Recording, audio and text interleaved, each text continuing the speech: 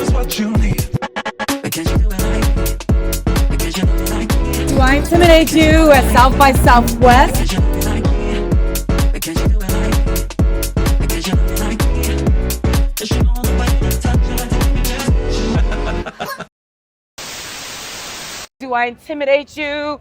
South by Southwest. First of all, let's just take a moment to see who's even sitting here, okay? You are... My name is Kamna Bhojwani, and I am a sexologist. Honey, sexologist. What is a sexologist? It's a great question. I had to look it up myself. Yeah. It's basically someone who studies human behavior through sexuality or studies human sexuality. And if I can just say, when we talk about sexuality, we're not talking about sex. Sex is like one slice of the pie. We're talking about the whole thing. We're talking about how you feel, how you dress, how you present Right. yourself, pleasure, consent, desire, Right. justice. Right. All of those things are part of sexuality. Thank you. And you know what's interesting about that?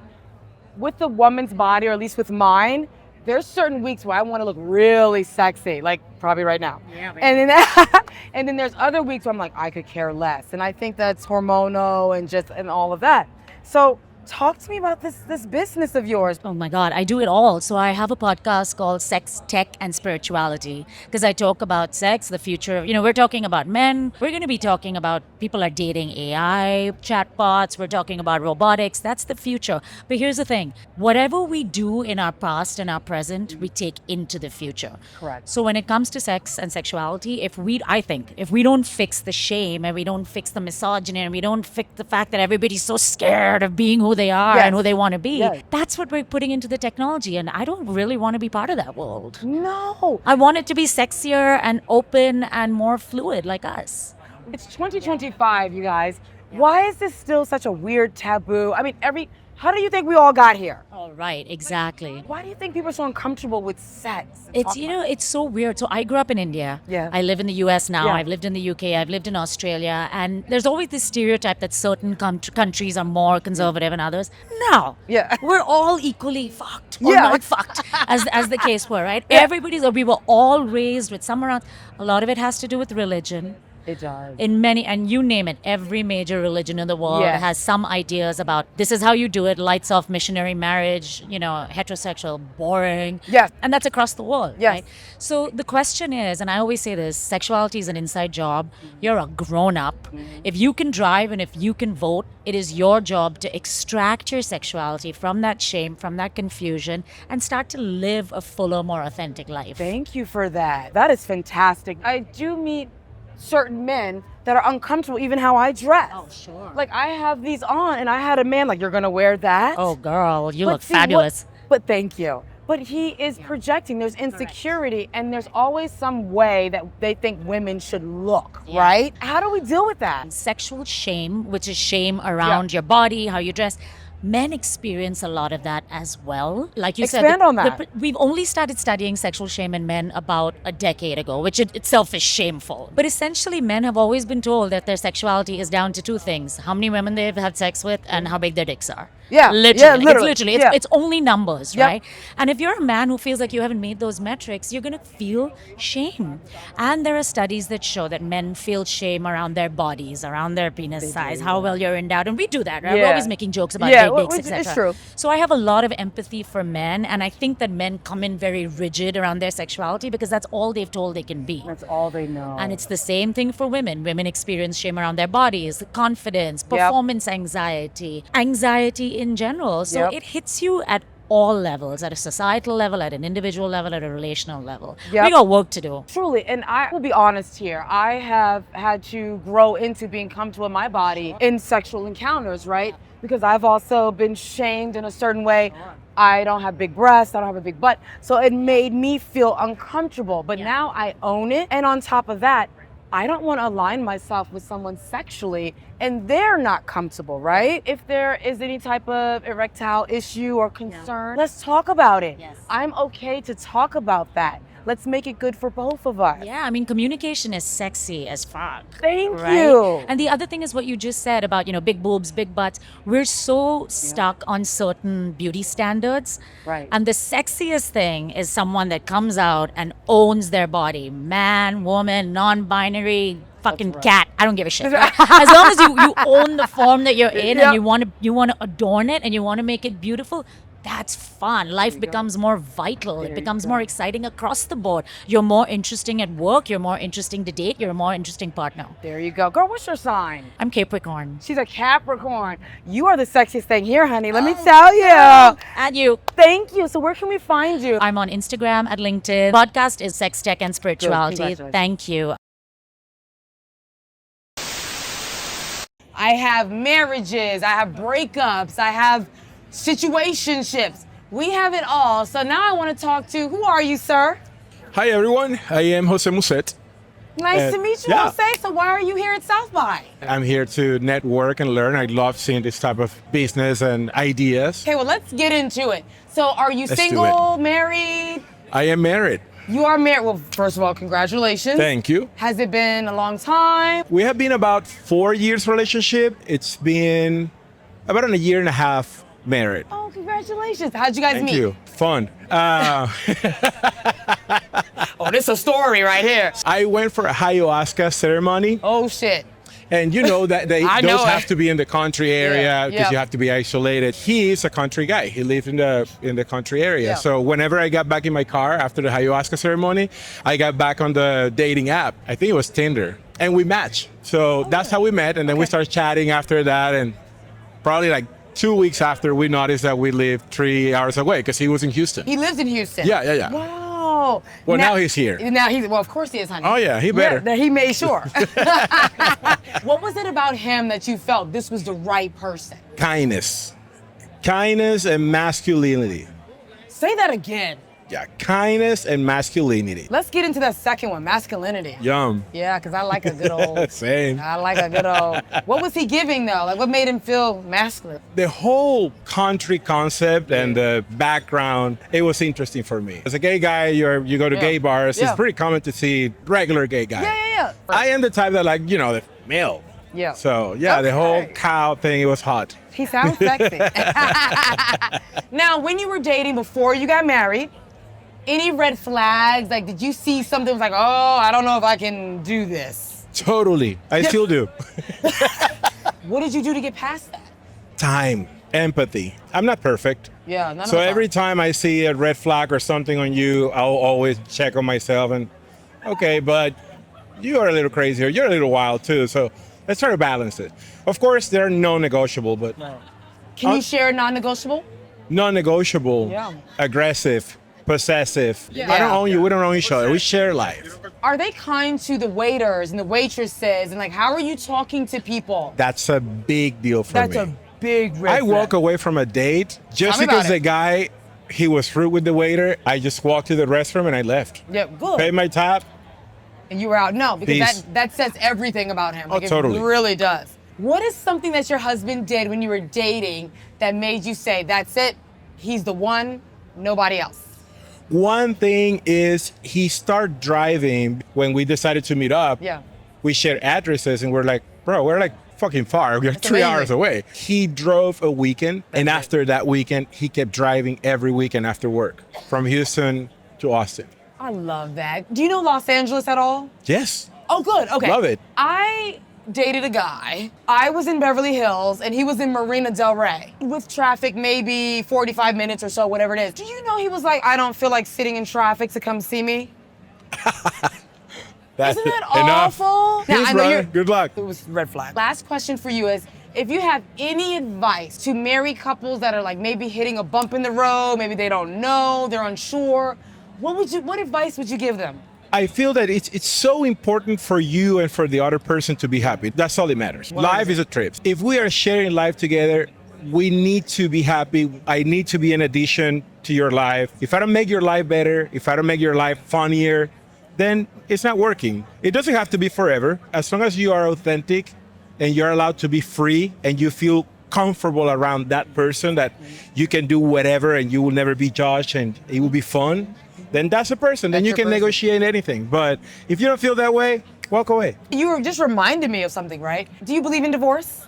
Totally. People look at marriage as forever, and we want to stay positive. You know, worst case scenario, would you divorce for your happiness? Or for his. For my happiness or for his. Wow. Yeah, it's fair.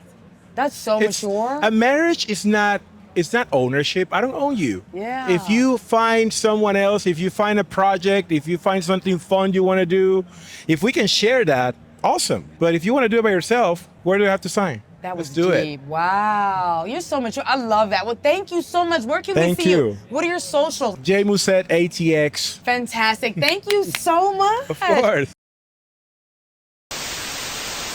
I like to talk to men, get their perspective, understand what they're dealing with. So first of all, who do I even have over here? What's your name, sir? Terrell, Terrell, where are you from? Kansas City, Missouri. Terrell, why are you here? Opportunity, like this is a great place. You never know who you might meet. You never know what you might do. We're gonna ask Terrell this. Question number one. What's going on with some of these men out here in dating? What are you seeing in the dynamic of men and women? What is happening that men are now looked at as wanting princess treatment, if you will? That's wild. Who said that? A lot of people say that. There's men telling you they want princess treatment. No, they don't tell me, they show me. Well, and what I mean by that, let me break yeah. it down to you. Men do not call you anymore. Men do not court you and ask you out on a date. I will give out my number and I won't hear from him. Sir, you gotta check for me. If I give you my number, why wouldn't you text me? I'll say I'm not a calling person. If you look at my call log, it's not going to be a lot of outbound, inbound, but I'm definitely going to text you. We have to communicate, absolutely. But I'm like, hey, what you doing? Pull up, or let's show up, or let's go out, let's do something. Quality time is one of my top love languages. Good. Number 2. So I am going to try to find some way, but it's probably not going to be let's sit up and cake on the phone. So you don't want to talk to me on the phone? It is not my preferred way to spend time with my partner. Okay, I like that. Except I do a lot of traveling. I've been divorced for about 5 years. Sorry to hear that. Thank you. Yeah, Thank you for that response. The number one response I got when I got divorced, what did you do? Nope. Most people, when they heard, okay, you're divorced now, they like, what did you do? No, they're I said, unhealed. She didn't want to be married anymore, and that was okay for her. Are you okay with that? I mean, are you? Was I okay with her decision? Yeah. No, I loved my family. I loved being a husband. I loved my children. But I want her to find happiness. I want her to find whatever. She still ain't found it. Or she might have. You know, who knows? That's her business. That's her pursuit. After fighting for many, many years, I had to come to a place within myself to just like, okay, you do what you need to do. Thank you for sharing that, really. So the brothers out here, I can't speak for everybody else, but I'll tell you, for me, it's been just a challenge. For one, I'm not outside very much. And I don't think a lot of people are outside. Like, nobody's going outside. Everybody's inside chilling. Not where I come from, honey. You from New York, right? Yeah. We outside. I'm from the Midwest. We're not outside. Okay. But I'm outside because I travel the world. Yes. I'm like looking for beauty everywhere I go. So I think that yields something. Second thing is, I think that today's woman can be intimidating. And then on another level, there's a lot of women who are not trying anymore. Yeah, I'm one of them. Not trying to be seen, not trying. You look like you put some effort into showing up at work today.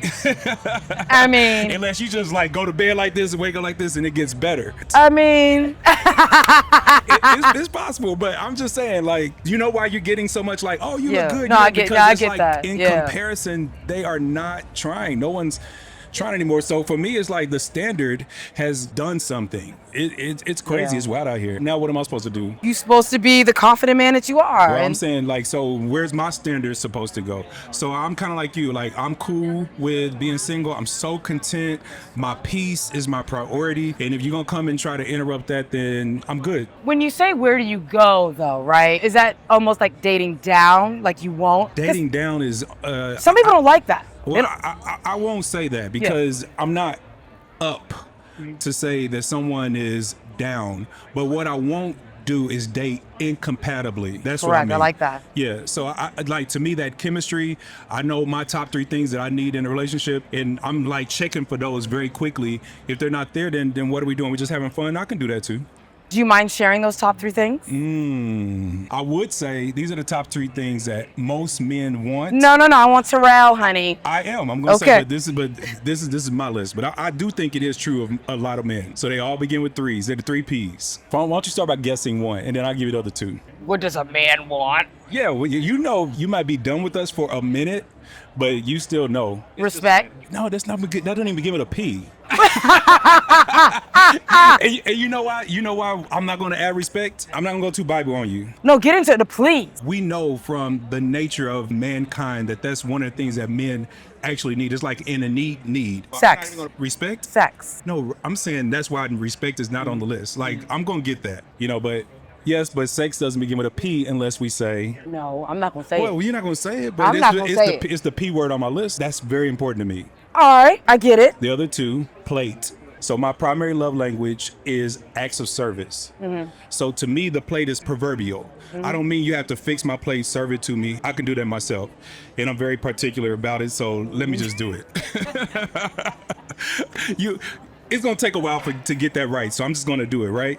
But the idea of you being kind and of Correct. service to me and the way in which we do that together, Correct. not into these old school, you're the woman, you need to, not any of that ridiculousness, but just this idea of this exchange. So yes, pussy, plate, but my primary one, the number one, forget the other two if I don't have this one, peace. I kind of have a problem with this. I always hear men say, she gotta be my peace. I didn't say that. But I do hear that though, right? Like, you need peace. She's gotta be my peace. What I hear when I hear that, I can't be my true authentic self and coming to you and saying, this is a problem, that is a problem, let's fix it. Because then it becomes oh, I'm nagging, oh, she's complaining, I want peace in the home. There's something about a man saying that a woman should bring peace. It's almost shutting her up in a sense. That's not me. That's not what I'm saying. If you're nagging, you're nagging. So don't try to say you're not nagging when you're nagging. There's a specific way that nagging is. So if you're nagging, own that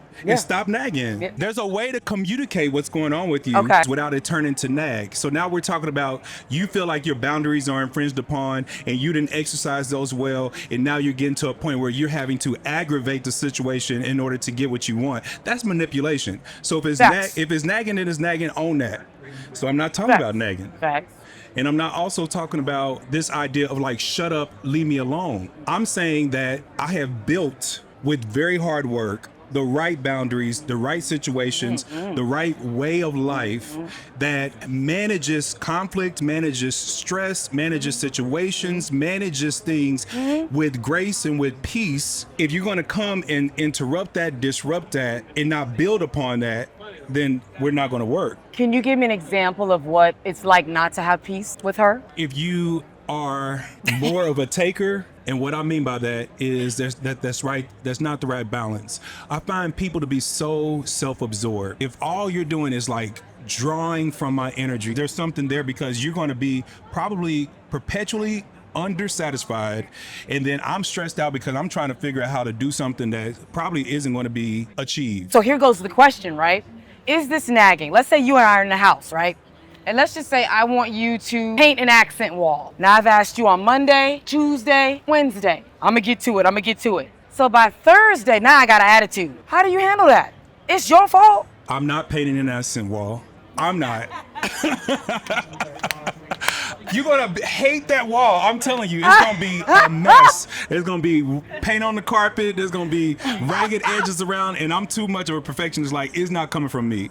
But I will make that appointment. It will get painted, but I'm not gonna do it. The reality is, no, we're not gonna get to Thursday, because on Monday when you asked, I said, okay, I'll make that appointment. Matter of fact, if I don't make it by Tuesday, then just remind me, but I'll make sure to make that appointment. So it's about that communication and doing it. Absolutely. And setting deadlines for expectations. Oh, so you say that. I say that. I said, I'm going to make it today. And if I don't get to it, be sure and shoot me a reminder, because I forget.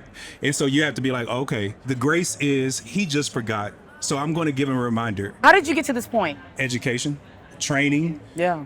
Trial and error, doing bad things, not doing the right things. But a lot of it, because I've worked in these sectors so much, like conflict mediation and resolution and healthy boundaries. I've also been through a lot of therapy. I do my own work. Same, yeah. The marriage didn't just end. It went through years and years and years of therapy and trying, and you absorb some of that. Now I have the final question. You go on a date and you pick her up in your car. Do you get out and open the door? If I have to answer yes or no, the answer is no. May I ask why? Oh, yeah, I'd love to tell you why. Because I didn't like that you made me say yes or no, because it is situational. First of all, this is 2025. Oh my God! Y'all forgot what year it is? Oh my God! Because it's 2025? What? What's the rest? What is the all about? What is the rest? So you can't even get out your car, which takes 0.5 a second to help me get out because I got on 8 inches, child. Okay. You can't help me get out? My grandfather, who raised me, was a gentleman. I actually am quite respectful and a gentleman to all human beings. So it so happened you're the human being for the moment, but more than likely, I open the door for my daughter. I open for my sons. Right. I'm gonna open for this guy here. Right. I'm just a door opening person. Except on occasion, I'll get a woman who I'm opening the door for me, and she'll tell me, "Don't do that." I've heard that. I will get that every now and then. The woman who does not want me to open her door. So now I'm a little more unsure about it's a little bit confusing. It's confusing. And so I'm like, it had nothing to do with you being a woman. I'm not trying to hit on you. I'm just like, we're going through the door. I'm a gentleman. I'm holding this door open for you. Now, the car scenario is wild to me because I am going to boop, boop. We're going to, the door is going to be unlocked. Boop, boop. The car is already going to be started before we even get to the door. But if you were saying, I'm coming to pick you up on a date, then I don't know then either, because I think this is more about chivalry. And when I talk to women specifically about chivalry, it's always a crazy conversation. So now I'm gonna turn it back on you. Is chivalry only for women, or is that a chivalrous act that women do? No. So let me check him real quick, because don't go to the history of chivalry was a knights, and don't go way back there. I'm gonna give an example. I used to date a lot, right? Sure. And I am a on-time person. And when you're on time, you're 15 minutes early, right? Yes. So I text the guy. I was 15 minutes early at the bar. Okay. I said, hey, what kind of drink would you like? I'll go ahead and order it for you. So when you arrive, it's ready, That's right? nice, yeah. Would we not say that's kind of chivalrous? Yeah, I've never had that. That's amazing. He ripped me a new one. Oh, what? Okay, what didn't he like about that? So he wanted a beer. Now, I'm not a beer drinker, so I don't really know, but I said beer to me should be cold, right? It shouldn't be like warm. So I said, text me when you get in the elevator, and I'll make sure the beer is here for you. He arrives. It's not there yet because it's on the way. He's like, well, I thought you said my fucking beer was going to be here. You can't even take a second to realize that I was just trying to be kind and make sure that you had your beer ready when you arrived? I don't drink beer. Yeah, I don't either. And I don't drink, period. Okay. So in that whole scenario, I just would have not gotten the drink. Right. You know what I mean? But the idea that you asked me would have meant a lot to me. So if you're saying that women do chivalry because they think ahead and they have that intentionality, that's the first and best answer I've heard for this question. Because most women cannot think of chivalrous things that they do for men, and they think that chivalry is relegated to the way in which a man acts to a woman. No. For instance, I gotta open your door. I gotta stand on the street side of the car. But you squinting your eye on that. What's wrong with that? I am, because that's ridiculous. If a car is gonna come up on the curve, it's gonna hit both of us. It's gonna hit us both. But you're a man, like you're no, and you're from New York, so we're gonna be changing blocks and like No, I gotta switch back and sure. forth, and it's a lot. It's a lot. But most of it is for the woman, and I'm here for it. If that's what she needs, and she expresses that, it's small. I'm down for that. This was so good. Yeah. Thank you You're so welcome. much.